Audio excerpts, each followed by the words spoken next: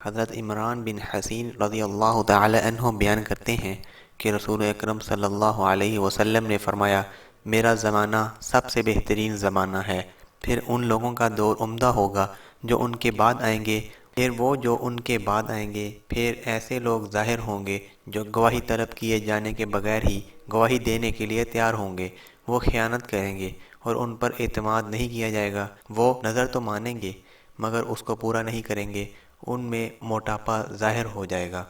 غالباً آخری زمانے میں موٹاپے کی وجہ مالی خوشحالی، آرام دہ زندگی، ہوٹلوں، قہوہ خانوں، مزیدار کھانوں اور مٹھائیوں کی کثرت ہوگی۔ ہمارے اس دور میں لوگوں کی جسمانی حرکت بے حد کم ہو گئی ہے۔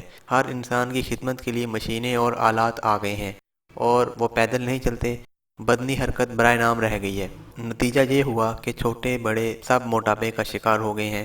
صورتحال اس حد تک خراب ہو چکی ہے۔ عالمی اعداد و شمار کے مطابق دنیا کی آبادی کا قریباً چھٹا حصہ وزن میں اضافے کے مسئلے کا شکار ہے۔ یہی وجہ ہے کہ آج ایسی دواؤں کی بہت کثرت ہو گئی ہے جو وزن گھٹانے اور موٹاپے کے علاج کے لیے معاون ثابت ہوتی ہیں۔ تو ناظرین، قیامت کی نشانیوں میں سے ایک نشانی موٹاپے کی کثرت کا بھی ہونا ہے، یعنی اکثر لوگ قیامت کے نزدیک موٹاپے کا شکار ہوں گے۔ اس کی بہت اہم وجہ مال کی کثرت اور بدنی حرکت کا کم ہونا ہوگا۔